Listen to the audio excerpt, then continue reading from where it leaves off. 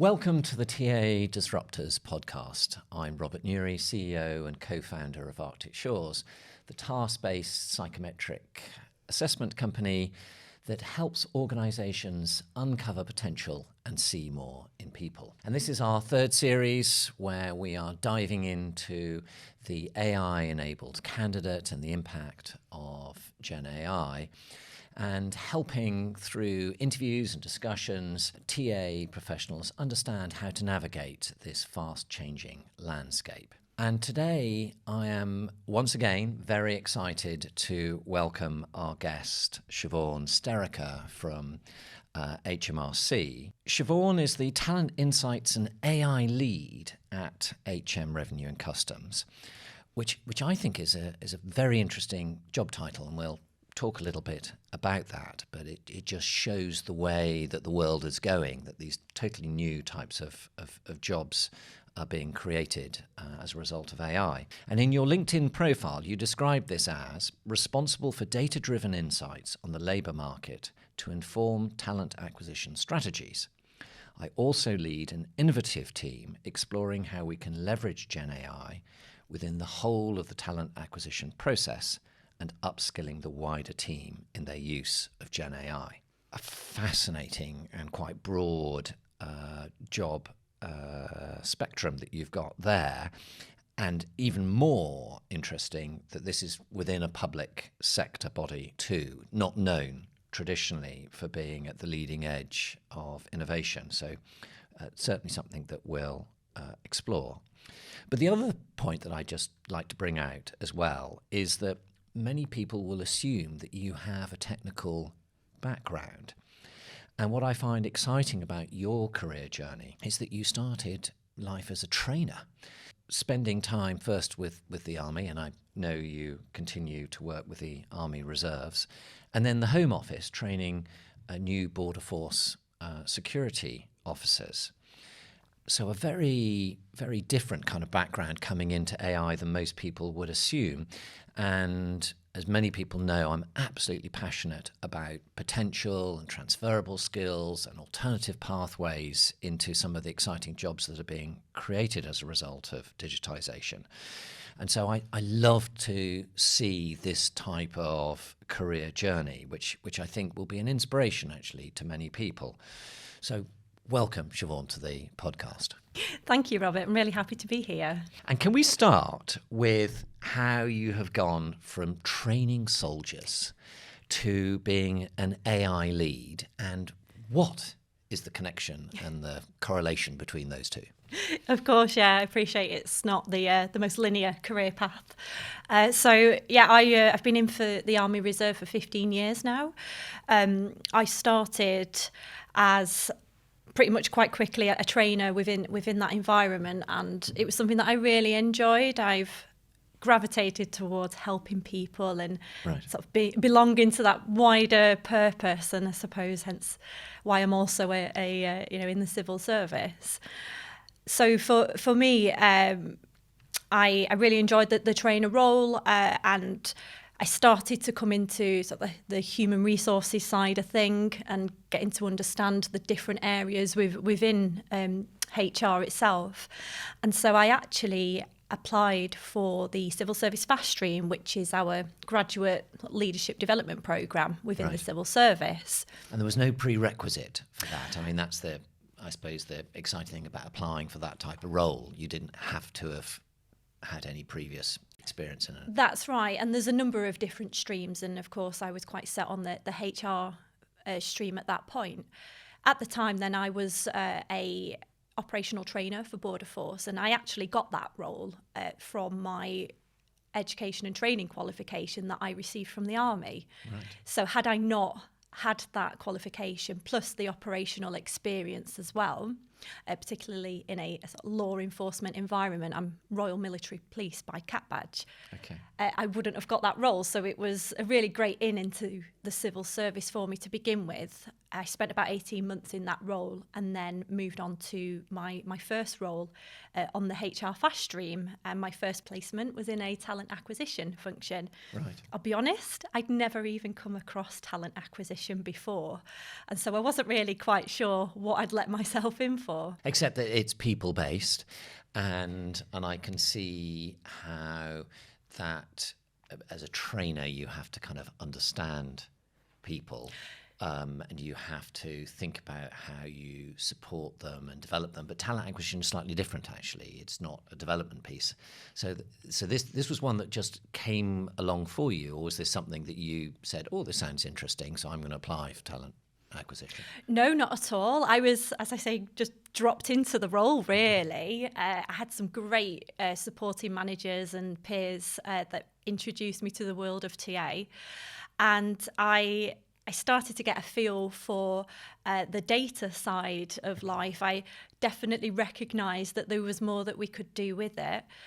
And I think because I was quite curious and I was in that mindset of, well, I'm new and actually I don't know anything about talent acquisition, so I'm going to ask loads of questions and I'm going to challenge on why we do this stuff and what's the reason. And I felt quite comfortable challenging to be able to learn for a start, but then also to start to suggest better ways on how we can do things. And is that because I think that challenging piece is such an interesting one, particularly within TA, because there's always so many things going on and it's hard enough just to get the day job done without then having to challenge the way things get done.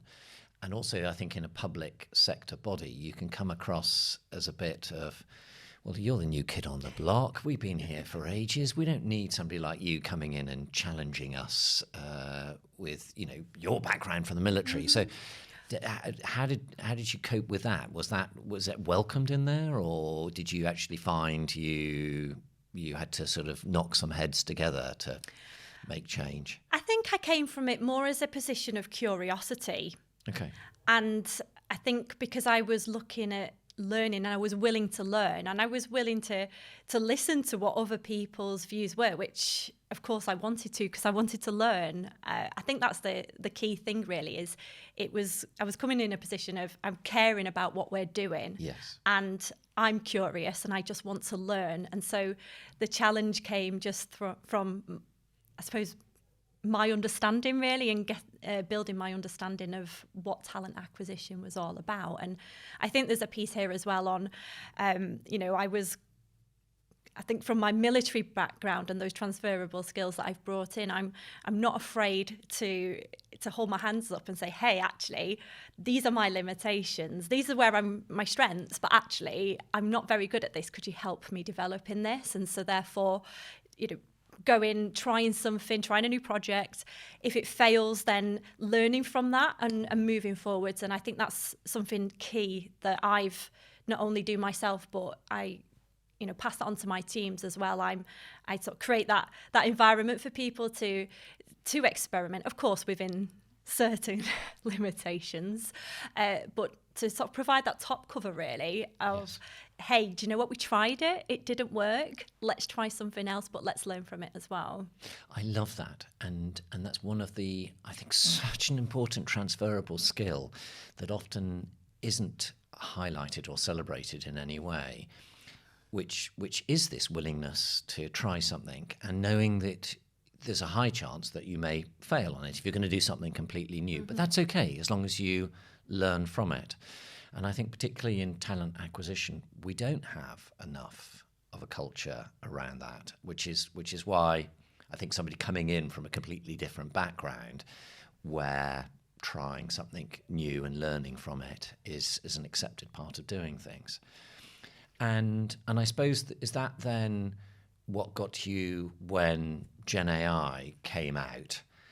You were sort of, oh, this is something interesting, and then jumped onto that, or how did that then come into your life? Yeah, absolutely. So, I started off with the contract management side of life, and getting to understand our suppliers and who we work with and how we work with them. And I recognised that actually there was more that we could do around our value for money and the metric side. So this is where the data started to really come in to be able to inform these decisions and back those decisions up.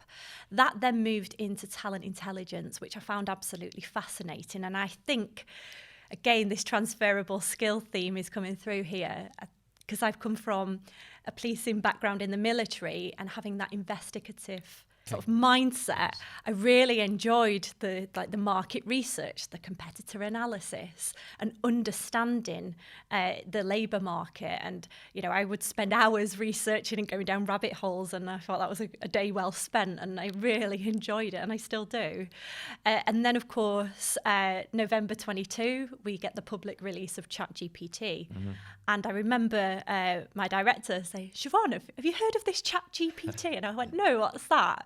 And he explained. I was like, "Oh." That evening, I was straight on having a play around, and that was it. I was completely hooked. And for a while, there was a small group of us that really were exploring and just having a play around. And it really started to dawn on us that, do you know what, there's potential here. This is going to be big, and there's so much that we can do with this. And from there, my role was born really in terms of then how we can look to leverage GenAI within our talent acquisition process.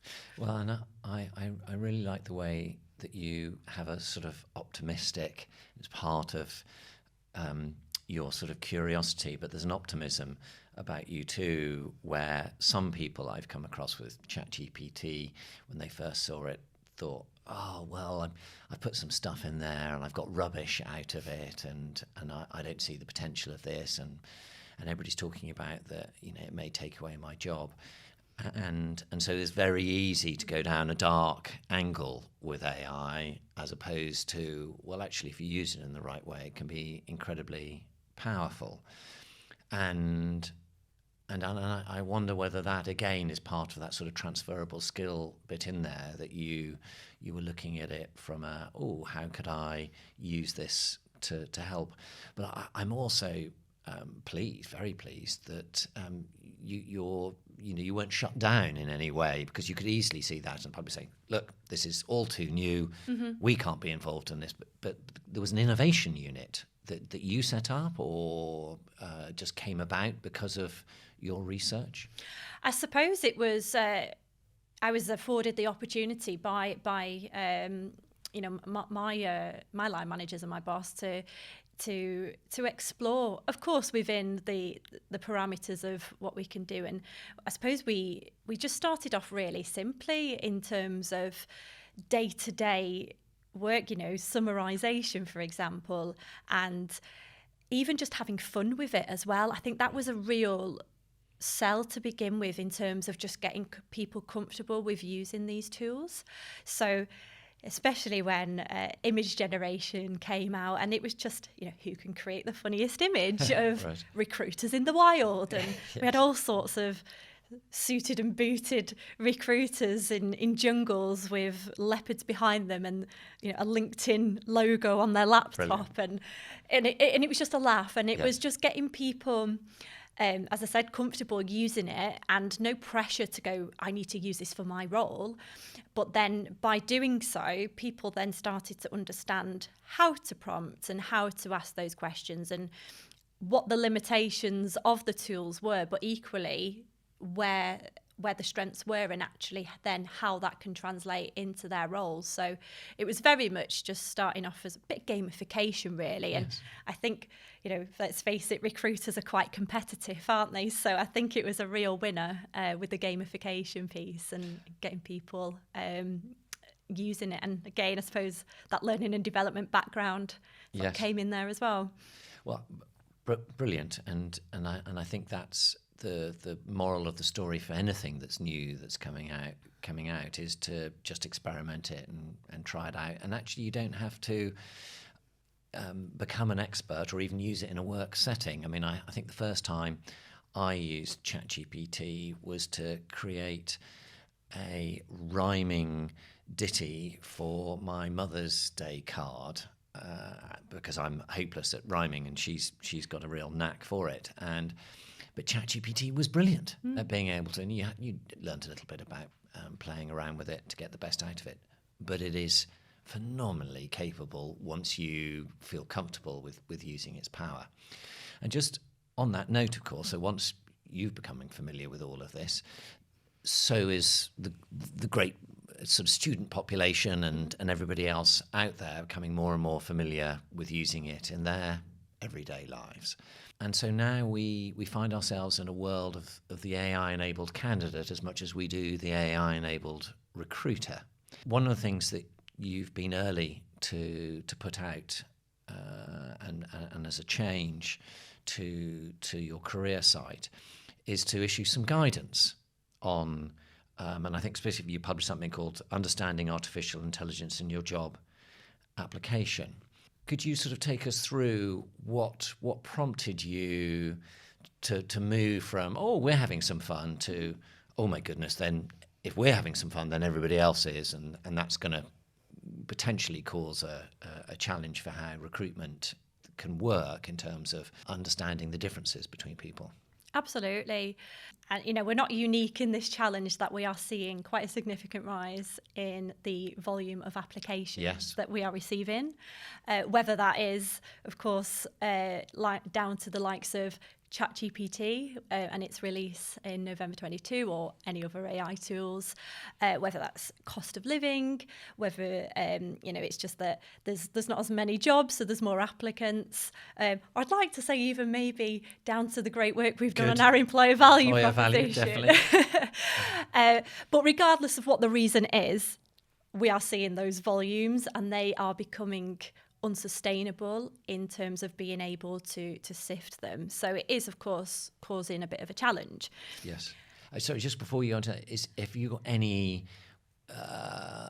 metric around that, or a feeling for that? Is it a third up or doubling or? Oh, it's more than double. Oh, absolutely, really? Yeah. And a recent example, so we've just finished recruiting a role in my team, actually, just one role, and we received in excess of 800 applications just for one role. 800 applications for one role? Yeah. Oh my goodness. And this isn't unique. Yes. Across not only HMRC but other government departments as well. So it's a flood. I mean, it's complete. I mean, I've talked about tsunami, but even I never imagined that we'd get to a place of 800 applications for one role. Absolutely, yes. So big challenge. It is, and part of that reason will, of course, be that AI is making it easier for candidates to apply, in terms of they can have something up and running within a few minutes. Yes. And there are some sites out there, which I know you've talked about previously, that can automatically apply. So, yes. And we are seeing that within a couple of minutes of a role going live.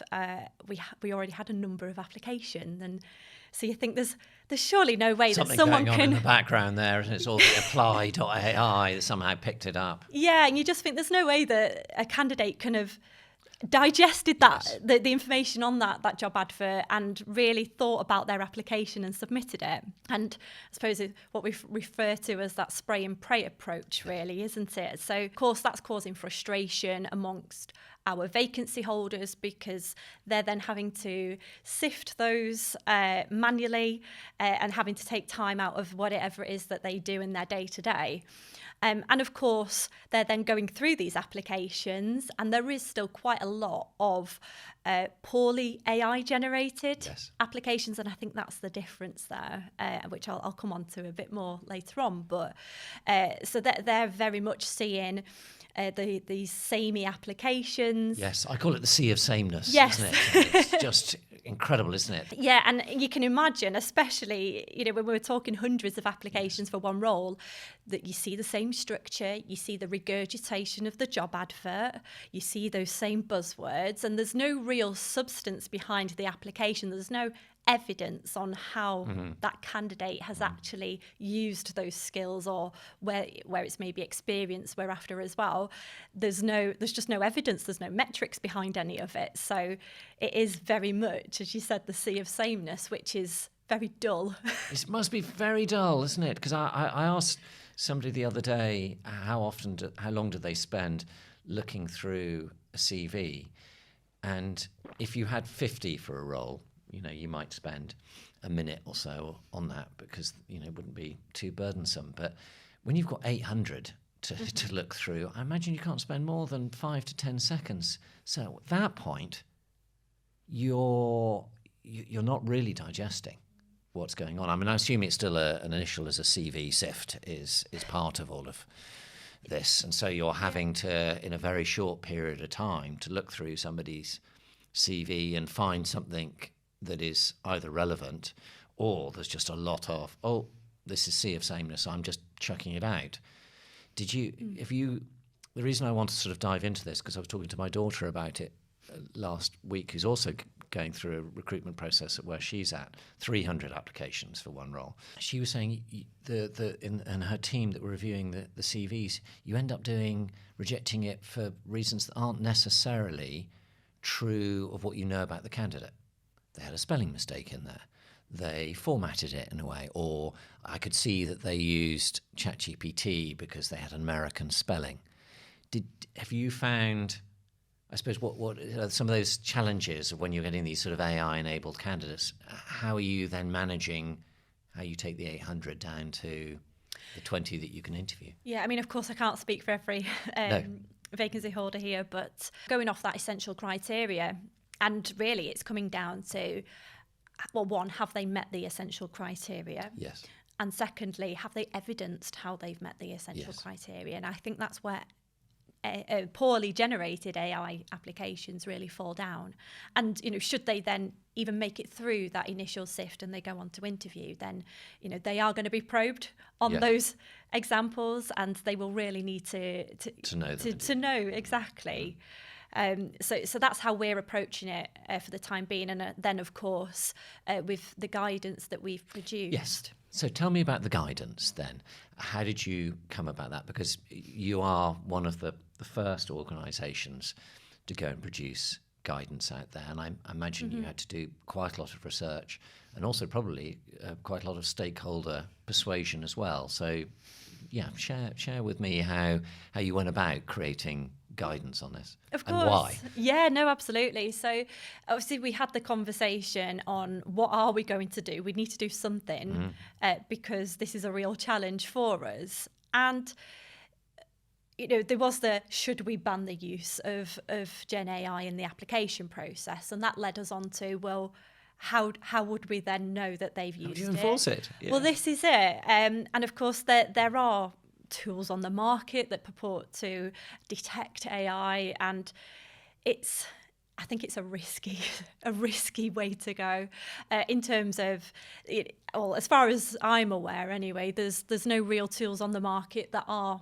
they're not fully reliable. No. Exactly. And false positives. Can you imagine public body rejecting somebody who is neurodiverse on a false positive use of software? Well, this is it. And I think it opens not only us, but any organisation that look to go down that route to legal challenges, really, because how can you be telling a candidate that they can't use AI, but then you're potentially using some form of AI tool to then assess whether they've used AI. It doesn't seem fair in any way, does it? Yes. So I think and of course we were very much exploring the use of AI ourselves within the talent acquisition process, more for our recruiters and to enable them.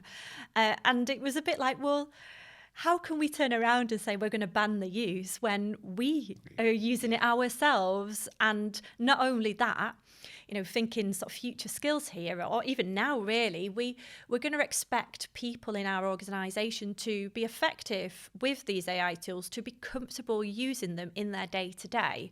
So why would we ban the use when we're looking to be an innovative... You're embracing it yourself, aren't you? A tech-forward organisation. So it just made no sense to go down that route. So that's where we thought, well, okay, we're not going to ban it. And what we actually done initially was it's just an extension of our plagiarism policy. So I'm sure there's many organisations that will have their own plagiarism policies. And we very much took the line of, so long as it's a true and accurate representation of that candidate's skills and experience, then fine. Why not use a tool that could help them to be more succinct in their writing, to maybe just gather those initial thoughts and get everything together as a first draft for them to be able to then really work through and use it that way. Because that could level the playing field. And for people, if you're dyslexic or maybe school hasn't given you great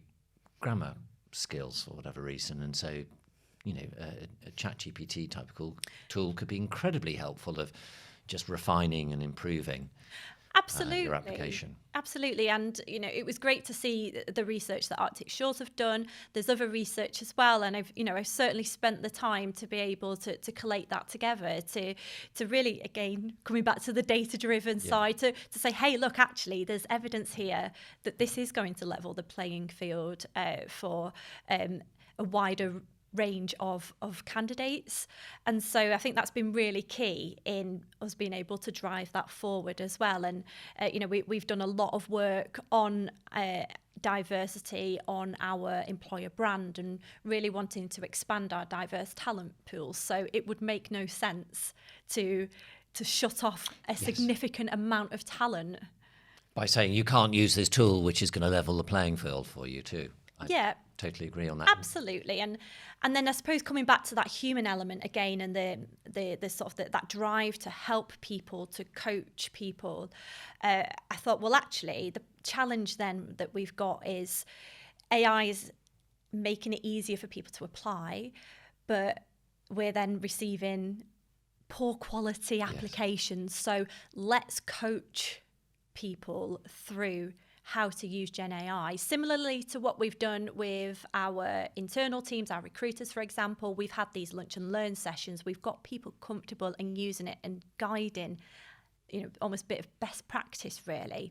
So let's do the same. And I think there's a real key thing here around, we are a people function, and therefore we need to support people. It's such a seismic shift in technology, and it's a bit of an adjustment period, really. People are still only understanding what it all means. There's some people that still haven't even heard of these tools, and so they're just exploring as much as we did, but almost 2 years ago now, and so we need to allow for that adjustment period, I think. So by providing this guidance, we hope that eventually, it's only been out for a few weeks, but we should hopefully see possibly the application numbers slightly reduce, but then the quality of applications increase. And of course, we will be measuring that in the new year as well. So I'm quite excited to see how that does pan out, because I think as well, we're quite clear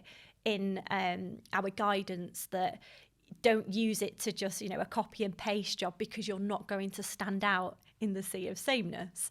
And so therefore make sure that it's really representing you and your authentic self. And I think once candidates realise, actually, they have got to put some effort into their applications. They can't just, a quick 2-minute job on an AI tool and they think they're going to get the role of their dreams. It's not going to happen. And I think once they see that they're not getting that success, and they're not getting either the interviews, or they're falling down at interviews, they'll start to go, actually, I should have followed that guidance. Yeah. And I really like your point on that too, that TA is as a people function, and we need to look at it through the lens of how do we guide and mentor people on that. And that for me is a bit about where I think the career website is so important. A lot of good work's been done on that one, giving people access to, here's a practice assessment area, or here's the type of things we're going to talk to you about. So it seems absolutely obvious that you should be giving guidance on good and bad use of GenAI. And I think the point that you make there, which is so important, that if you don't give guidance, then people don't know what they should or shouldn't be doing. And so that's just totally not fair for them too. And, I was talking to some UCL students a few weeks ago who said, I just want to know what I'm allowed to do and what I'm not allowed to do on this, because then I know where the boundaries are. And you talked about that earlier, where the boundaries are on this one, because without that guidance, then I don't know. And that actually causes anxiety rather than just leaving people to work it out. So you then came up, and I think you've come up with a really nice on your website of acceptable and unacceptable, and you've done that both for the application and the interview. Was that easy to come up with those things, or how did you come up with what's acceptable and unacceptable? I suppose from playing around with the tools ourselves and being both on that exploratory side, but also receiving those applications. Yes. I think it was quite straightforward to put together initially, and of course I did ask others if there was any other additions that they thought, and I think it was really good to include other people, particularly some of the vacancy holders that we've worked with recently, just to understand, was there any other angles, any other insights that actually this would be really good to put in as well. And of course, again, Arctic Shores, there was some really good guidance there as a bit of a starter for 10, which was really useful. And then just wider conversations really with the industry. And I think there's a lot to be said for that networking and Yes. understanding what other organisations are doing and what are their challenges and how are they overcoming it. And so from that, really, that was how I put together that guidance and split it out both for the application and the interview process as well. And I think you're right. It needs to be for both those things. And I really like the way that you, at the end of your web page on this, you finish with a sort of final thought on that, and I'll quote it. "We value authenticity. If you want your application to stand out, using a generic AI-generated response isn't going to separate you out from the crowd." And I think that's what I really like about that, is that you're making it very, very, it's not just good use and bad use, but you're helping the candidates to understand that A, what you want, which is authenticity, you want to see the real person in there, but also kind of explaining that if you just use the same as what everybody else is, think what that means for me as a recruiter. I am just going to get a lot of things which I can't see the difference between any of them. So how am I going to decide whether you are the right person or somebody else is? It's something else has to jump out from that. And I suppose it's still sort of early days for you yet, so you don't quite know how that's going to play out. But have you had any feedback or responses in the short time that's been out from anybody or any of your peers? So we have been approached by another government department to say, we've come across your guidance. We think it's really great. Could we please replicate it? Brilliant. So I'm really pleased that they've approached us. And of course, I was more than happy for them to do that. Hopefully, we might see some more guidance coming out as well from other departments. But of course, that's up to them. But equally from other organisations outside of the public sector as well. Also, that I did actually see, or I was alerted to a thread on Reddit. Okay. And so people are talking about our guidance there as well. I mean, you can't please everyone. Definitely can't. But there were some really positive comments, actually, around how we are actually guiding, and just the fact that we've taken the time to guide people. Of course, there's going to be some people that might be like, oh, well, maybe you should add this, or, oh, maybe I don't agree with that element. But I think just the fact that we've bothered to put some guidance out speaks volumes. It does, Siobhan, and well done for doing all of that, because I find one of the hardest things about being a pioneer, particularly in this very public social media world that we live in now, is that any time you stick your head above the parapet and do something slightly different from what's been done in the past, all sorts of people come out of the woodwork. Some of whom are largely positive because you're doing it for positive reasons, and then everybody has got as well their little opinion about how it could be done better.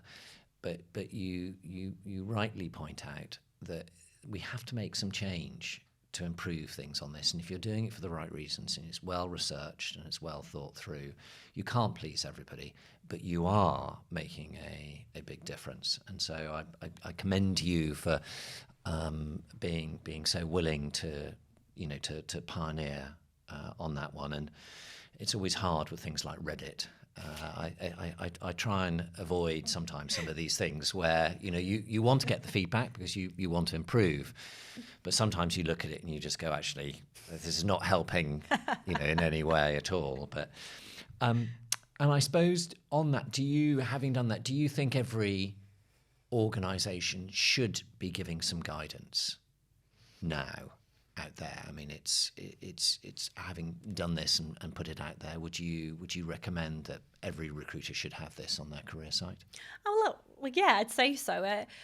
Most organisations will already be providing some form of guidance to their candidates on their application process. So it's just adding a few, even if it's just a few extra lines in, off the back of that. I think it's powerful.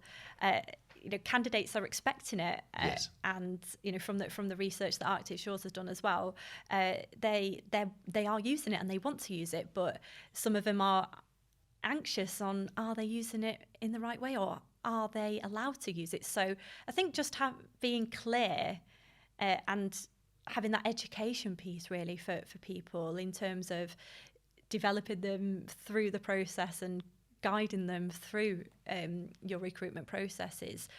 Again, it really adds to you as an employer, and it just showcases that actually you do care about the candidates and you want them to do well, because let's think back, the whole point of recruitment is to get the right person yes. in that role. Yes. So why would you not do everything you can yes. to help that person showcase that they are the right person, and maybe not fall down the generic AI trap of going, oh, well, this is how you do AI applications now, and actually there could have been a missed opportunity there.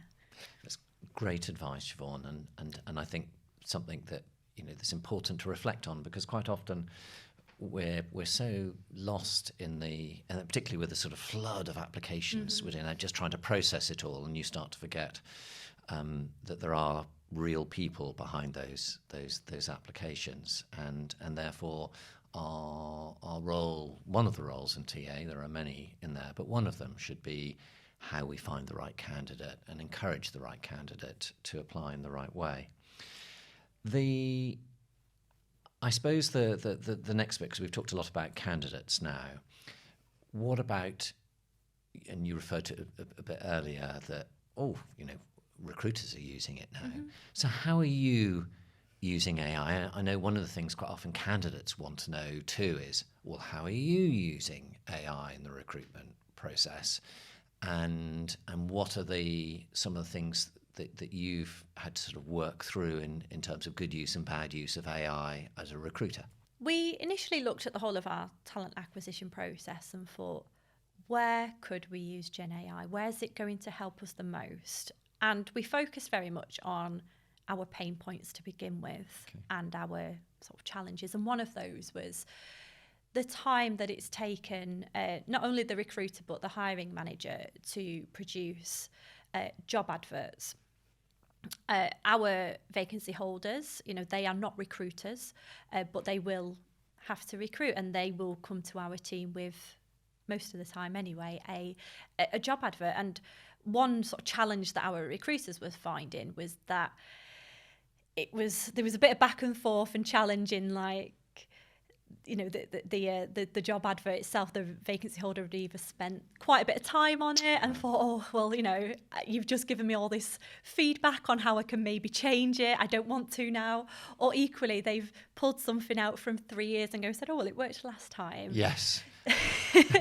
So that was a real challenge and a pain point for our recruiters. So we thought, right, well, let's use GenAI to help us with our job adverts, as well as maybe our interview questions as well. So we built a tool, myself and the team. You built a tool? Yes. So you didn't just use ChatGPT in its raw setup? No, I mean, of course, we experimented with that at first.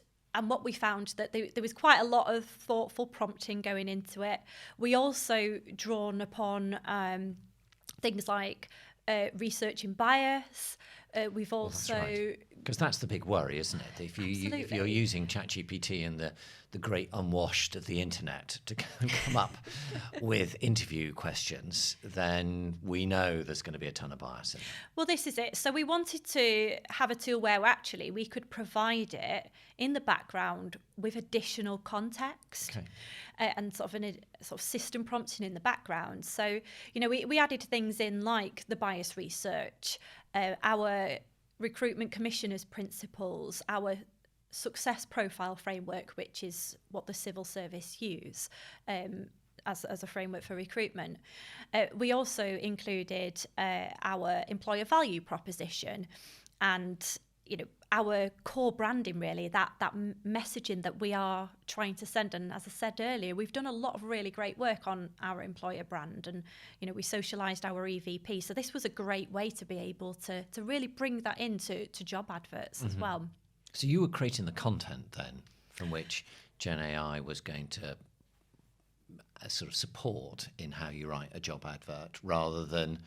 So this was an internal tool, or was this something that was still reaching out to the internet to get some information, but then it was pushed through your own internal guardrails, as it were, to come up with something that was suitable? So it is an internal tool, and it will still draw on the AI model, and we experimented with a few different ones. Okay.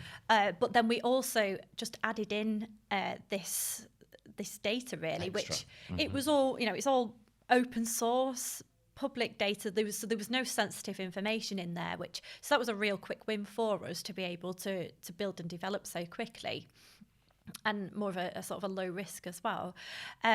So we then created this tool, SkillScribe, we've called it. Oh, and nice name. It will then generate job adverts and the interview questions that are inclusive and are brand aligned to what we're obviously trying to offer. And how did you check that they're inclusive? Because that's obviously the big worry, is that something gets created, and we know that generative AI can hallucinate, as it were. Absolutely. Yeah, and there is a number of checks that we've done to that. And of course, it won't always be perfect, but we do say to the users, and we produce a lot of user guides to say, hey, it's AI generated content, do check again, it's just a good first draft. Yes. You will then need to edit this to put as well. your own sort of expertise or perspective on it. Yeah, but we did use a number of different AI models to check itself.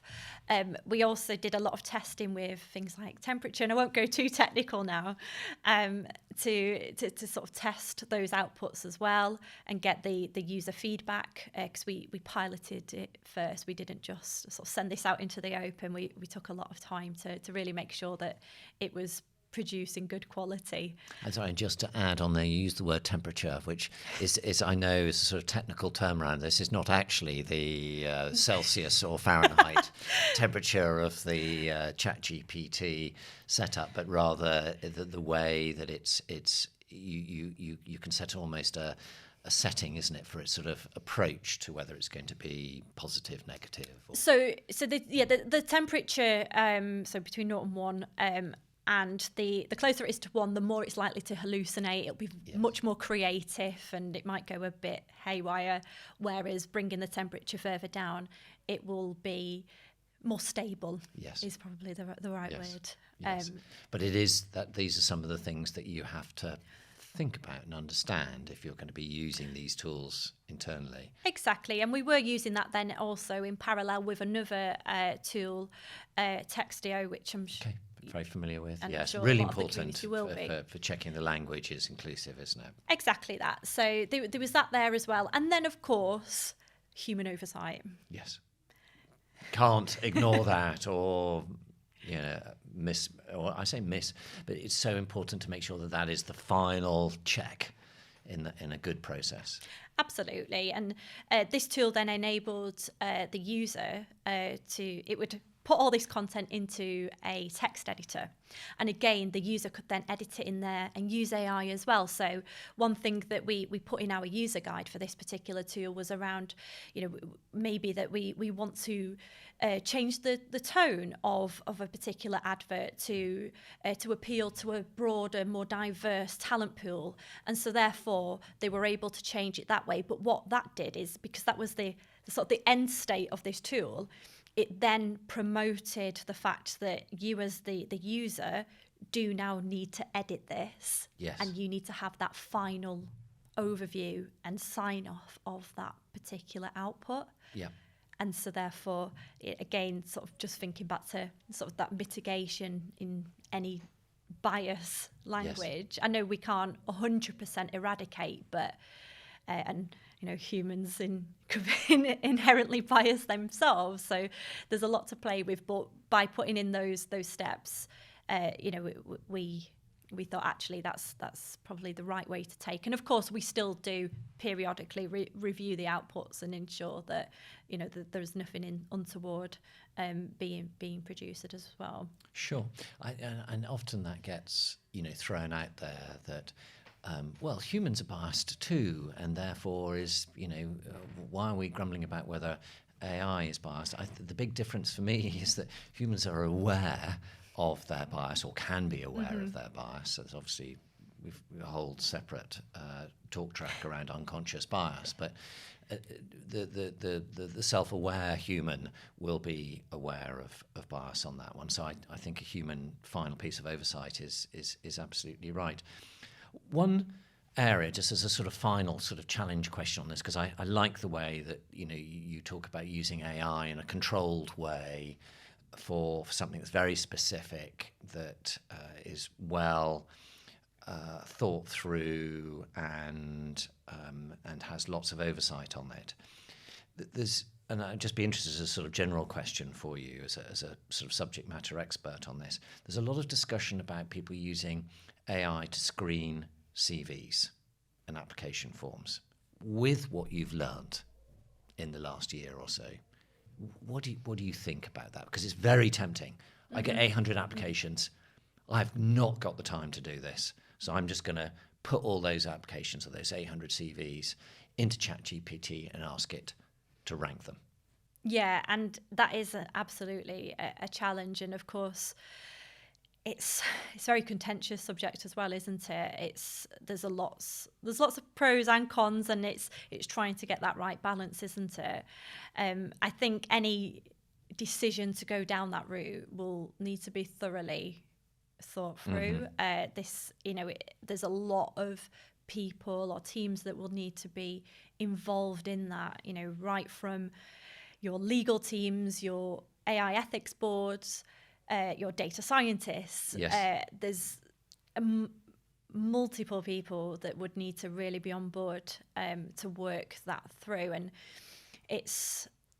I'm not sure if there's any organisation that's done it successfully as of yet, or at least have sort of been able to sort of show their success. But it's a potential option, it's a potential use case, but I think it will just need to be really thought through going forwards. And that's great advice, Siobhan, on that one. And because I think that's not just something that's important for you as being part of a government-backed organisation, but and this is the point around this, if you're going to use AI to make a decision as opposed to create a job advert, nobody's impacted if that job advert, other than you can correct it, but nobody's impacted in whether they get a job or don't get a job because of the way somebody's constructed an advert. But if you use it for a CV to then say, okay, this person is allowed to come through for interview and this isn't, there is a decision that's being made there.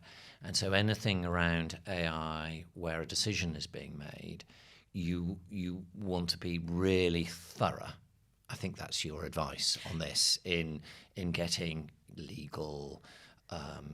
You might want compliance. There are various other stakeholders that you want to get together that just say, before we do this, we need to be 100% sure we're doing it in the right way for the right reasons. Absolutely. And, AI there's not just GenAI. There's so much more to it than that, and so actually it's really thinking what is the best use for this particular use case. It might be a mix of different technologies as well. It's not always that will be the one and only solution. And I suppose it really comes back to the whole point of responsible AI, and I think by instilling that into an organisation and to candidates. So if I link this back to our guidance is, in essence, we're getting candidates to be responsible in their use of AI, because they could potentially be our employees one day.